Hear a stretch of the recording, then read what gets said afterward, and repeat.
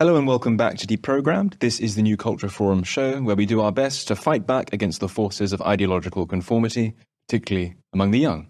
I'm Harrison Pitt, Senior Editor at the European Conservative, and I'm delighted to be joined today, as ever, by Connor Tomlinson, host of Tomlinson Talks at thelotuseaters.com, and our special guest this week, Georgia Gilholy, a writer and journalist for such outlets as Conservative Home, The Critic, The Spectator, and First Things. Now, Georgia, obviously there's a Conservative leadership race underway. Another one. And there is a widespread perception that Kemi Badenoch is something of a right-wing saviour in the making. You've been on something of a crusade to try and dispel these myths, doing honourable work in that way. But nevertheless, this myth persists. She performs very well, for example, in things like Telegraph polls and Conservative home polls. And you've been documenting many of the ways in which this perception is mistaken. What do you think are some of the more egregious examples of this that can be listed before our viewers? Mm-hmm. I mean, you were talking about the perception of her. I think that has very much been built up by this Westminster ecosystem, right-leaning, so you think Spectator, Telegraph. And obviously, this is kind of our job, so we keep in touch with those publications. We might write for them, read them, but the average, subscriber who's getting that newspaper or whatever to their door every week is, I think, in their 70s. They're not really representative of young people on the right, but even just middle-aged people, our parents' age, for example.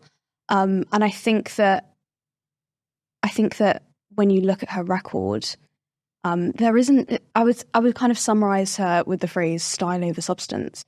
Every so often, she has, a speech in Parliament that people look at and think, "This is such a based moment. This is wow." Oh my gosh, she knows that women don't have penises, and the bar is so low, unfortunately, at this point that people look at that and think she's a person who can rebuild the Conservative Party, who can, win back betrayed voters. But she was part of that betrayal. I mean, kind of before this leadership election, I was aware of her. I had maybe some skepticism, but I hadn't really looked as deeply as I should have before. I actually have known people who've worked for her previous leadership campaigns. And looking into her background, I mean, of course, we know that she was part of Boris Johnson's administration, and all of the other ones. I'll come after that. And she wasn't necessarily vocally opposing his decision to basically open up borders to anyone who setting the bar very low indeed. Yeah, and just completely not dealing, obviously, with illegal immigration as well, which I think we focus on a lot in the headlines, but I think illegal immigration, which was a deliberate decision, is the bigger issue. She was part of that, and also going back to 2018, she admitted to having personally lobbied the Prime Minister at the time, Theresa May, for no caps on work visas, no caps on international students. And I think people can look at that and say, well, she might have changed her mind, blah, blah, blah. She's not explained how she would have changed her mind if she had. And I think if you change your mind about something so big and you're a politician, you want to be, in number 10, you need to explain why and give evidence as to why that's changed. And I think we've not seen that. And also, I think it's not good enough, frankly, because this was 2 years after the Brexit vote, for goodness sake. We all know it was accumulation. I'm losing my voice.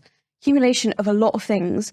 But the biggest thing that it was the decisive rejection of the policy of mass immigration, which had been going on for kind of almost 20 years longer, by British voters. And that is, them promising the Brexit referendum and saying they would put caps on immigration is the reason really why they won against Labour those few times. And of course, in 2019, that's why they got that landslide, which they didn't do anything useful with, let's be real. In the case of Jenrick, though, as you're saying, Georgia, and obviously there are people who doubt his sincerity. The perennially sceptical are always going to doubt the sincerity of a dramatic last-minute conversion, but he does at least have a conversion story of sorts, precipitated mainly by the 7th of October and what we have seen successively on every Saturday in London. And his time at the Home Office. And his time at the Home Office. He has a kind of dramatic resignation story. Kemi doesn't even have that. Georgia, there, Connor was talking about the ways in which Kemi's image has been sort of curated by the Westminster ecosystem. I think you have good grounds for thinking that her popularity is pretty astroturfed yourself, don't you? Yes. There's been some interesting investigations into who exactly has supported Kemi throughout her time. James Forsyth is a name that keeps cropping up. He was embedded in Rishi Sunak's Downing Street operation. He was Rishi Sunak's best man. He was married to Allegra Stratton, who famously resigned for the Partygate fiasco when she was caught on video laughing about having the parties. He was political editor while Kemi was the digital director at the Spectator. And he was the one that first reported on the human hand grenade name with Liz Truss.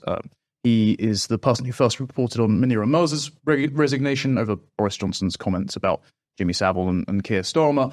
And all of those people seem to be in Badenoch's corner. So it's very amusing that Michael Gove has been appointed editor of The Spectator in the middle of the leadership election, and him stepping down from choosing not to run again as an MP, then passes off his role now as a shadow minister for communities levelling up and housing to Kemi Badenoch when there have been long-standing allegations that she is his protege. Now, on a very ego-massaging interview she did with the Daily Tea podcast over at The Telegraph, she said, Michael Gove is not currently advising me. Yeah, well, currently, sure, but there have been long rumours that she has had him in her corner.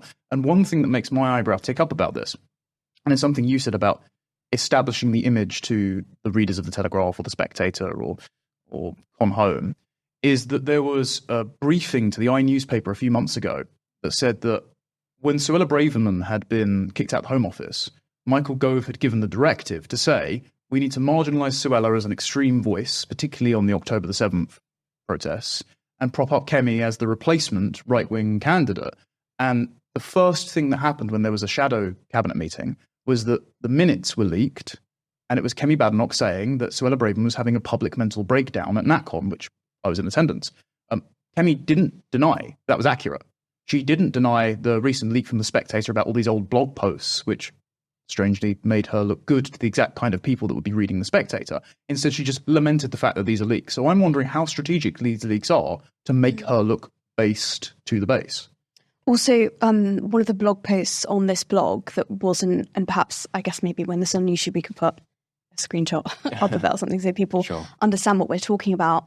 One of these blog posts was part of the series it's the same blog that The Spectator wrote about and kind of focused on her comments, but they left out the fact that in 2010, when she was running to be an MP somewhere in South London, she was deliberately positioning herself, at least in this post, as someone who was a Nigerian campaigning for the seat. And she had this kind of bullet point of priorities that she, I suppose, hoped would appeal to Nigerian voters. She said, I will be a Nigerian in Parliament, a Nigerian who is trying to improve our national image and do something great here. Though that's a direct And I think one of them said something to the degree of, if I'm elected, I will stand up to people who are cheating and robbing Nigeria. That's right. Yep. Which, bizarre language anyway. It's not really the kind of phrase you would see in that sort of campaign leaflet. Yeah. And also it's just really not good enough. If you're running to be an MP in the UK, your priority needs to be British interests and British national security, which often do not line up with that of Nigeria, of course, because we're not only two different countries, we're two different countries that are, many, many miles apart culturally and geographically. Our interests are not going to be the same. So it's not good enough. And I think that if this was the kind of post that had been made by, say, Labour MP about maybe a heavily Muslim community, or a Labour MP that, say, had roots in Pakistan or Bangladesh and was saying, I'm a Bangladeshi, I'm running for Parliament, I'm a Pakistani, I'm running for Parliament, which I'm sure there are many examples of, I think people on the right would see that as worrying and kind of playing into those sectarian issues that are already deep-rooted. Yes. It's not good enough. And I think that she's somehow getting away with this because people think, she said something rude back to David Tennant because he was rude to her about his views on transgenderism. Yes. Or every so often she says, immigration's too high. Okay, you voted for it to be higher. Mm-hmm. And sorry, you were talking about some of these softball interviews. In one of them recently, it might have been the Spectator one actually, she says, the reason I haven't, put forward these really rigid targets or strategies on any of our policy, not just immigration, is because we need to have a conversation, blah, blah, blah. You've already ran for leader once. You wanted to probably in 2019 too. or at least, she was put forward as sort of in the media as someone who might be someone who would run in 2017, 2019, despite the fact that she did, sorry, not in 20. It would have been. She was elected to Parliament Yes. in 2017. Yes. In 2019, she was put forward as someone in the media who, she might run, which means obviously someone around her has leaked or said, she'd be interested in running in the future. It's not good enough. No, it's not. And you're right. You're absolutely right. I mean, Ilhan Omar, who's a far less subtle race baiter, let's put it that way, in the United States. I think she's a congresswoman in Minnesota. Yeah. There's a big Somali community in Minnesota, and she explicitly, one thing that makes her slightly different from Kemi is that she actually even campaigns in Somali, as Nat Shah, for example, who's the Labour Pakistani MP, campaigns in Urdu. But Ilhan Omar is on record making similar statements to the Somali community in Minnesota, saying that I will angle on behalf of Somali interests. I see it as my purpose to represent Somali nationalism in Congress, and you're quite right. That gets the right's nose up in the US, as it should, quite rightly. But it should do in Kemi's case as well. And it's also worth pointing out that it's an implicit concession that assimilation has not taken place, because if the Nigerian community in South London, or if indeed Kemi, who's supposed to be this paragon of British values, a seamlessly integrated person, why would she be marketing her politics to a distinctive subgroup living in Britain? Because surely, if assimilation means anything, it means that you become indistinguishable from the host population. You shouldn't. These loyalties shouldn't even be able to be identified, let alone appealed to in electoral politics. Well, on that, you brought this up in your Critic piece, which was very good. It was that Tony Sewell's report propelled her to stardom. So she was, let's say, reforming the reputation of Britain during the summer of George Floyd in 2020. And in 2021, it was declared that Britain is not an institutionally racist country. And it felt like as if a ethnic minority conservative had come in and absolved the guilty consciences of the party. And then ever since, it's been people like friend of the show, Toby Young, who does great work at the Free Speech Union, saying because of her race, she has a credibility on this issue. So despite wanting to be post-racial, suddenly it seems as if putting up Kemi gives the legitimate exterior, sort of like regime-proof bullet placing to talk about these issues when these arguments should stand on their own merits. But many liberals within the Conservative Party are worried about speaking about themselves because they will be called racist. So they think that allowing Kemi to just say it will mean that they aren't having the same accusations leveled at them. And it seems very much like they're just playing into the dialectic of you must adopt a candidate who is a first-generation migrant, whose vision of assimilation is, and you've joked about this before, but she actually said it on Laura Kuenssberg's show and in her Telegraph piece on it, support for gay marriage and love of Israel, which, I mean, I've never been to Israel. I've only ever been in Britain. I don't think British values qualifies. Obviously, Israel.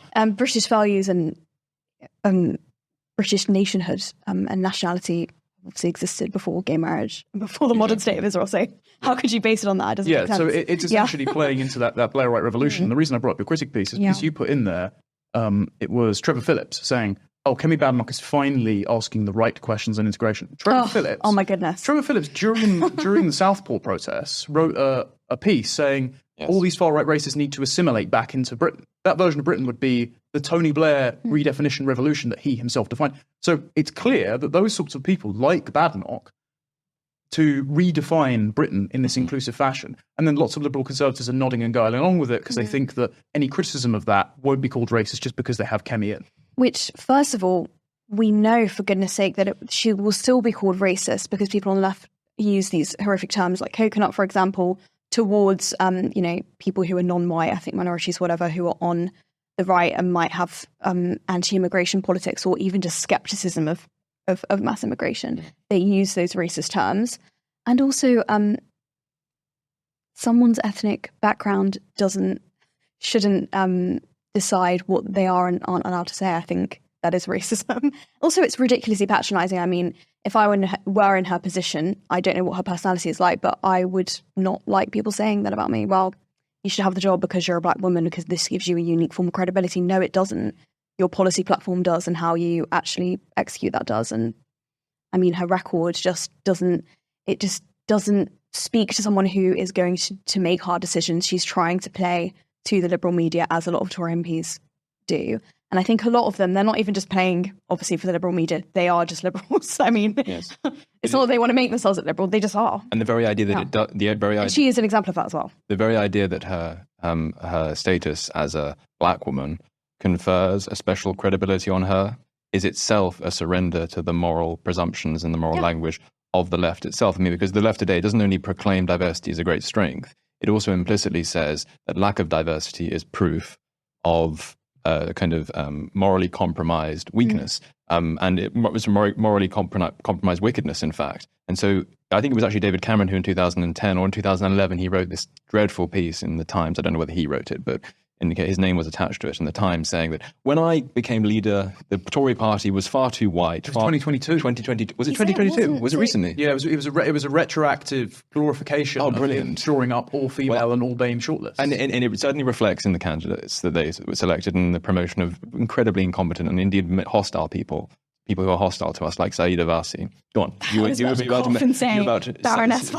Saida Vassi. It was a complete creation of him, of his administration. I can't say too much about this, but I happen to know that Cameronites and Cameron himself is still pulling strings behind the scenes to try and, let's just say, artificially promote certain people of certain backgrounds in the Conservative Party to try and consolidate that Cameronite revolution. But that is itself a surrender to the moral language of the left, because you're assuming that if the Conservative Party were not diverse, then it would be some kind of proof of wickedness. And I like pointing this out because it's very strange. It would be like the Likud party in Israel, thinking that it needs to be less Jewish in order to have credibility. We want an inclusive form of Zionism as opposed to an exclusive form of Zionism. That's what we need in this country. Like, you could never imagine a right-wing politician in Israel doing that, because part of being a conservative in Israel, quite rightly, involves wanting to conserve the demographic balance of the population. And I think that should apply just as much here as it does in Israel. Can I bring up another point of concern, actually, off the back of Baroness Warsi? I don't know if the piece will be out by the time this interview goes out, but I have a very long essay in the works with Ayaan Hirsi Ali and Courage Media, documenting how, unfortunately, various Islamist extremist groups have played on the liberal sensibilities of politicians to infiltrate the Home Office and set policy. And this was done purely out of naivety, I'm sure, because she has sued people for libel for suggesting otherwise, under Saida Warsi's outreach efforts with the likes of MEND, who employed some very shady characters who, one went on to celebrate Jihadi John and then join Cage International. And all of these groups are populated by insidious characters who do not have the best wishes for Britain. But also Saida Warsi's chief of staff ran Raiku being the Home Office's gaslighting unit that centrally planned Don't Look Back in Anger after Manchester Arena bombing. I've heard from senior Conservative Party sources that Michael Gove was very involved in Prevent and Raiku, drawing up, as we saw in the Shawcross report, drawing up lists of texts that included George Orwell's 1984 and Michael Portillo's Great Western Railway Journeys as far-right sacred texts. Bear in mind, Kemi Badenoch now has that position. She is now in Michael Gove's old position with Prevent under her purview. Should she, currently studying it, should she become leader? That's an object of focus. I'm very concerned that those exact people and all those ideas, which have done great damage, not just to the Conservative Party, but to the country, they're still on the agenda. It's worrying. I would say as well that I always think it's very useful to separate out the different strands of woke ideology, because they don't always come as a package. There are some people who are very woke on racial issues, for example. A good example would be someone like Mohammed Hijab, who is a kind of an Islamist loudmouth. And he's very Muslim grievance monger to the nth degree, but he's not particularly on board with trans rights and gay marriage and that sort of thing. So the sexual aspect of wokery is often very different from the racial and the religious aspects of wokery. And Kemi does have a fairly decent history of talking a tough game, doesn't she, Georgia, on things like trans ideology and self-ID. But in practice, you don't think that this amounts to as much as the rhetoric would suggest. Is that fair? Yeah. Yes, and also I think that some of this is so low bar that yes, I think you did say that. Yeah. So I mean, on the right, if you do think that women have penises, I mean, why are you here? I think that's just kind of the bare minimum of someone who should be allowed to be a member of a Conservative Party. Not someone who not to be a leader or an MP or anything. And I think it's kind of irrelevant. I mean, I don't really care about you having rows with David Tennant if when you dismiss him, you use the word white as a pejorative. And also, if you don't have any kind of proper policy plan to, clamp down on issues like that. I mean, when she was Equalities Minister, I think in her own department, she had, civil servants running this and that woke seminar, etc. I mean, obviously, she didn't have the power to, completely reform the civil service, but the Conservative Party did, and it didn't. So. I would also say, and this is the point which I try to urge on people, the true measure of being a Conservative, if you're made the head of Minister for Equalities, is to liquidate your department on day one. Mm-hmm. It shouldn't even exist on Conservative criteria, and certainly not the women. I mean, Inequalities Department, come on. Exactly. So that nobody's asked her whether or not she'll terminate the Equalities Act yet. Yeah, nobody's put that question to her. Yeah. And I would wager that she would, as with the ECHR, leaving it, say no, because she, and with the bonfire of Brexit legislation, I will defend her record on trans a tiny bit, and then also level of criticism. She did support Liz Truss's bill, I think it was earlier this year, that would have banned all transition measures for children, would have ensured that spaces stay and sports stayed single sex. And that was blocked because the Labour Party decided to talk about the names of ferrets in Parliament for 3 hours and filibuster it out of its allotted time, which is frustrating. But again, it comes back to the, let's say, woke, progressive, very liberal framing of this. Badenoch invited Keira Bell to speak with her to sort out this issue in Parliament. That's all very good. But anytime she's got up a dispatch box to talk about it, she's talked about it in the frame of they're sterilising gay kids. Mm-hmm. And it's like, okay, yes, true. But the problem with trans is that it is a false premise. It's a lie that we can change sex. It's not good whether it's done to children or adults, gay or straight. And the problem is what is done to them, not the people that it is being done to. Mm-hmm. But again, it always feels it needs to be coached in the framing of yesterday's liberalism. Yes, trans is the new gay, so therefore I'll defend gay, not to get rid of trans. If people think she's some sort of massive right-wing tip of the spear, I think they're mistaken. Yes, that's very interesting. That's true. In Kemi's case, there's another point of view. I mean, you talk about the Equality Act. Another thing that you documented, Georgia, and I think Stephen Edgington, our mutual friend, has done a bit of work on this as well. The signs certainly aren't encouraging when it comes to wanting to repeal the Equality Act, because she has herself applauded at the dispatch box, am I not mistaken, the fact that all sorts of government funds have been funneled into is it the Race Equality Foundation? It's some left-wing NGO which I think celebrated. I'm trying to think what it was. I believe they celebrated. I believe what they did is they left X in a very ostentatious move because Elon Musk had acquired it and decided to defend the principle of free speech. And they also were campaigned actively against the government's own Rwanda policy. This happens a lot. You get all sorts of NGOs campaigning against government policy who receive, and they're getting government money. Receiving government money. And yes, but nevertheless, I mean, if the Race Equality Foundation doesn't sound like it's consists of stalwart Burkean conservatives, does it? And when she made these comments, I mean, the truth is either she agrees with something they're doing and thinks they should get government money, or she's completely naive. And both qualities, they don't really speak to someone who should be leader of the country. Yes. Do you think that she's going to win this? I'm really not sure, because I think before it came down to the final two, I think she was getting away with more. And I think more people are now coming out and criticising her. But I do think that that's more kind of in our circles and on Twitter. It's not necessarily the mainstream media that are covering this. Or even the right-wing media. You think that the mainstream centre-right media has abdicated its responsibility to properly scrutinise? Yes. And, well, they've been doing that since, I suppose, she kind of came on the scene. I mean, as you're saying, interviews with Telegraph, Spectator, they're very soft on her. I think the obvious biggest failure of the last government was immigration, and she's not really being asked properly what she would do. She's not offering us details of what she would do, but we know that she's refusing to say if she'd leave the ECHR as regards to illegal immigration. And we know technically we could just ignore it, but leaving it would be the best thing to do, because a foreign court shouldn't be deciding our immigration policy. And, getting rid of it, or leaving it, pardon me, will allow us to detain and deport illegal immigrants quickly. And at the moment, that's clearly not happening. We're using taxpayers' money to put these people in hotels. some of which have committed terror attacks. For example, obviously in somewhere in the northeast of England, was it a Moroccan asylum seeker? Stabbed an elderly man. That's right. Yes, That's right. He stabbed an elderly man and said, "This is for this is for Gaza." Yes. And he said that he would have shot much more, including children, if he had access to a firearm. Yeah.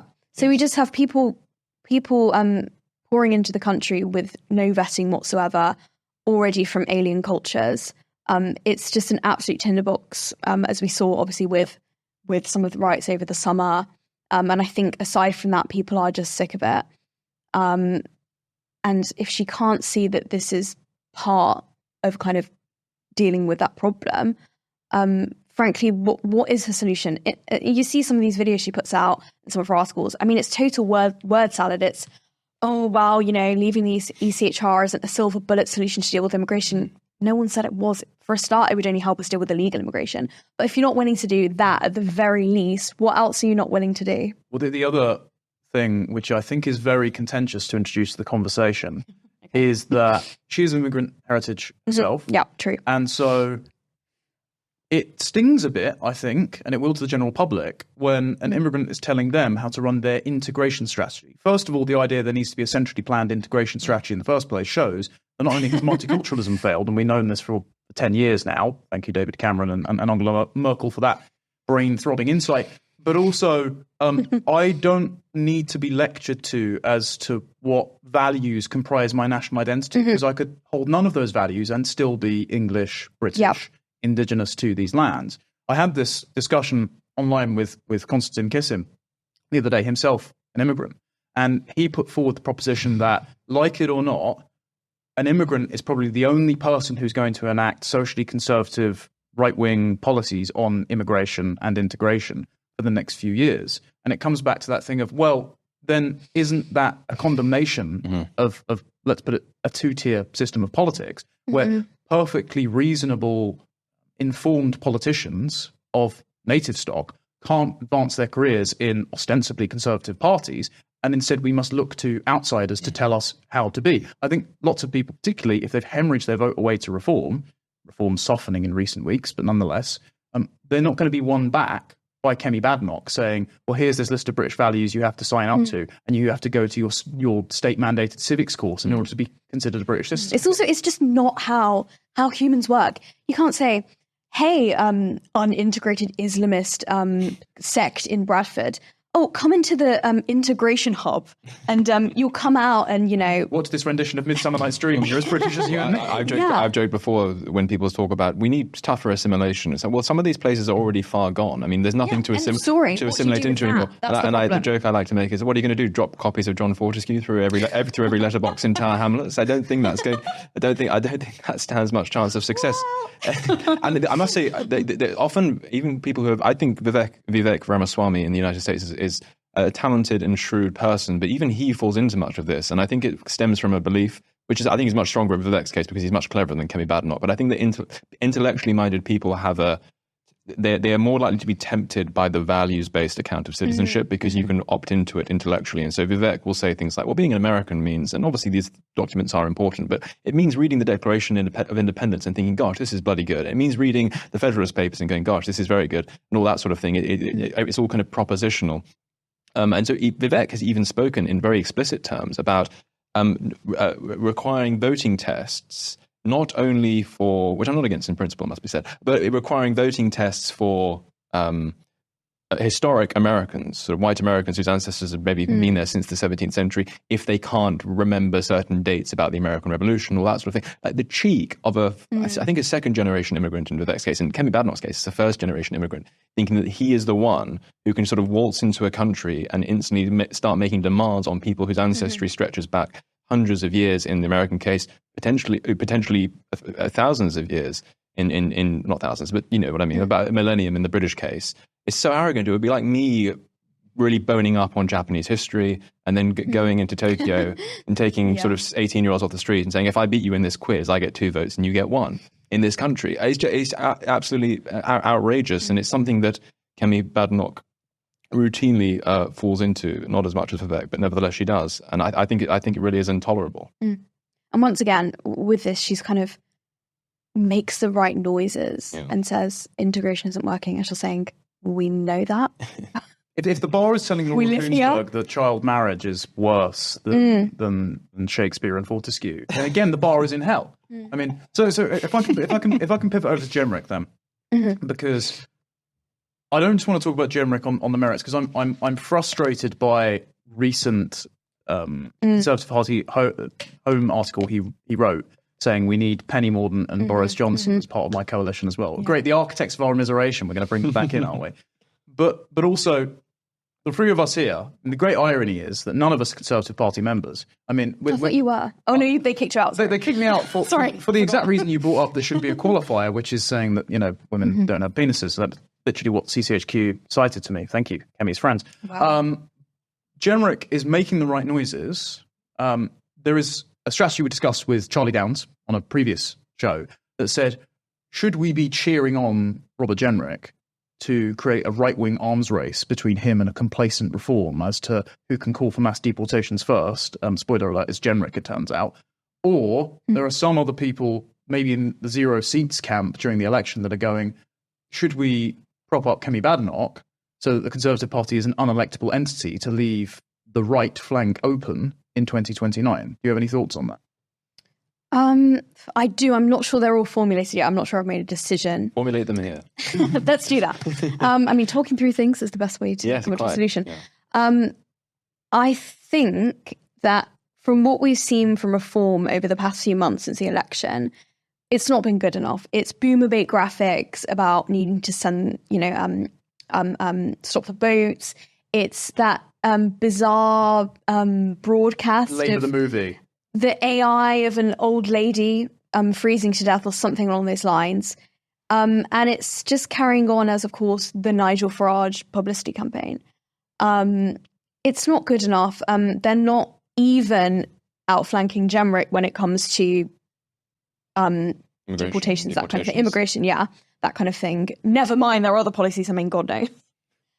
Yes. I suppose, speaking at the moment, Jenrick versus reform on the right would, I think, you'd hope, make both of them shape up. Yes. And I suppose technically in the future they could actually merge, though I don't see that happening anytime soon. I think that supporting Kemi Badenoch, it just doesn't make sense because she would be in with the swinging chance of becoming prime minister if something if something goes badly with this current government. I suppose if something gets even worse with this current government, right, yes, she would be in with the swinging chance of becoming prime minister, depending on how badly things go for Keir Starmer, or whoever would replace him if he resigned at any point. I think Andy Burnham waiting in the wings, sharpening his blade. Yeah. So I think that makes sense, but I think, as you're saying, Jenrick this morning talking about how Penny Mordaunt and Boris Johnson need to be brought back on board is just it's utterly ridiculous. I mean, I suppose there are people who would say on the right, okay, well, maybe he's saying that because he wants to get Tory members on board, because there is this big subsection of kind of wet Tory voters who, for some reason, love Penny Mordaunt because she carried a sword. And then there are this huge kind of bulwark of just boomers that are obsessed with Boris Johnson and think he can't do any wrong, and the Conservative Party should be destroyed because it ousted him. I think you could say maybe he's making a move to try and get those voters on board so he can, get past the line and become Tory leader. But I think if he's serious about bringing them in, both of which, by the way, aren't even MPs anymore, I think that would really, I wouldn't vote for the Conservatives under him, basically, if that is his plan. And his whole USP as well, Jenrick, I have two things to say. Like his whole USP, I suppose, given that just the semi-dramatic conversion story that he has, is that I may have had some of my fingerprints on this, but I got of this disaster for the last 14 years, but I made sure to distance myself from it at the opportune moment. It makes it cynical, but at the moment when I couldn't take any more. He's talking about bringing in people who have their fingerprints all over this disaster and haven't even renounced said fingerprints. I think Boris Johnson at the moment is on this kind of media tour for his book, which, by the way, saw half price next to the counter in W.H. Smith earlier. Already. They are the architects of this. I mean, yes. Boris Johnson did a really good job of presenting himself as this kind of bombastic populist, but when it came down to it, he really, implemented these damaging lockdowns. And he was very much in favour of huge rises in immigration. He opened up the doors to that.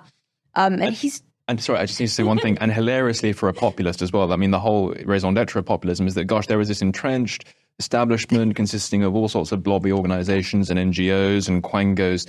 I'm going to cut through that Gordian knot through sheer force of popular legitimacy. That's the whole raison d'etre of populism. Meanwhile, today, when he's pointed out, well, why didn't you do any of this? Oh, well, the Immigration Advisory Committee told me not to. Oh, right. Okay. Exactly. So there is some populists. So Exactly. two things on that as well. One, if you're a populist and you have this silent majority voting base that delivered you a historic victory and embarrassed Jeremy Corbyn, why would you then dilute the voting base en masse with 1% population change every single year of hostile tribal minorities who are not going to vote for you? Yes. And then two, on his most egregious policies, he got up in late December, I think at the time, attempting to distract from the growing Partygate investigation, and had the temerity to suggest he might make COVID vaccinations mandatory. Oh, yeah. That should disqualify him from ever leaving the house again, let alone being back involved in politics. Yes.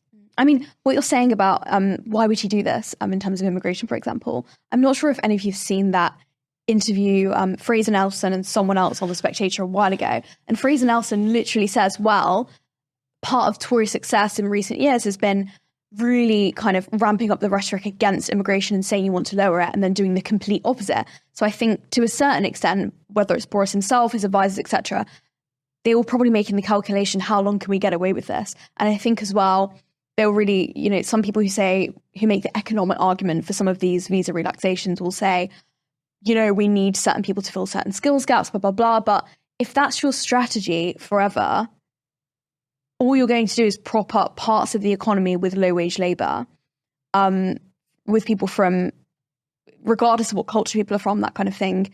It doesn't make sense socially. It doesn't make sense economically. I mean, I think the UK, because of this policy, is behind a lot of Europe, if not most of Europe, because on automation, because this is our policy. Mm-hmm. Well, the OBR just admitted that each of these people, if they presume they come in at 25 and die at 81, the average age of death, that they're going to cost £465,000 to the taxpayer each.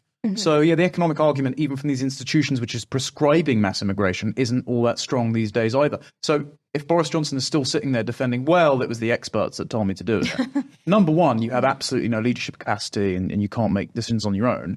But number two, those institutions themselves are now going, oh, yeah, we played that one a bit badly.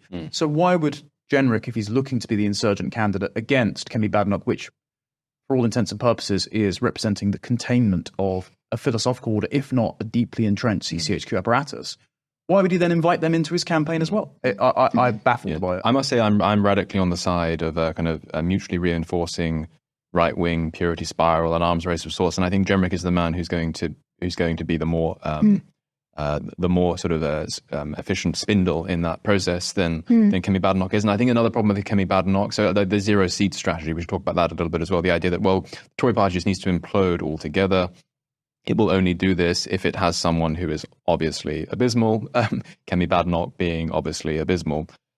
She's the best situated for the Tory party to implode in flames. The problem is that to many people, she's not obviously abysmal. I mean, that's the whole pretext for us not being here, to talk about her record, because it's so seldom looked into properly. And so the reason why I don't think that strategy would work in the Kemi case is because she's genuinely perceived wrongly, as we've been trying to point out, as a right-wing saviour in the making. So her presence as head of the Conservative Party over the next 5 years, particularly if she keeps signalling right, but not really making any solid policy commitments, which are conservative, it can only engender complacency and misunderstanding and set us up for further disappointment in the future. I don't think the zero-seat strategy works with Kemi. It might have worked with someone like Tugendhat, who's who's not very good at disguising his wetness. But Kemi has this ability to do that, and I think that makes it the zero-seat strategy that some people have been speaking about untenable. And also, if you have someone who is more liberal as the Tory leader, I think it allows reform to continue being really complacent and amateur, which I'm not saying they will change if Jenrick is leader, but I think with him outflanking them on certain policies like immigration, I think it would force them at least partly to step up to the mark. Yes. Well, listen, Georgia, thank you so much for coming on and dispelling some of these very stubborn myths with us. It's been a pleasure. Connor, thank you very much, as ever. You've been watching the programme. Make sure to like, subscribe, leave a comment if you wish to do so, and we shall see you on the next one. Hello. If you're enjoying the New Culture Forum channel and you believe in our mission, may I invite you to join our membership scheme at the link below or on our website, newcultureforum.org.uk. Our work is more important now than ever, and we have great plans ahead for the future, but we can't do it without your support. From as little as £3 per month, you can help ensure that we continue on our mission. As a member, you'll receive a range of benefits, including access to exclusive content, invitations to our private events, including here at our studios, free copies of our books, and much, much more, including, of course, our famous NCF mug.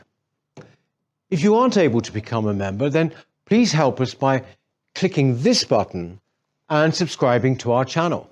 It's completely free. Just remember to also click the bell icon so that you can get notifications when we post new videos. Thank you.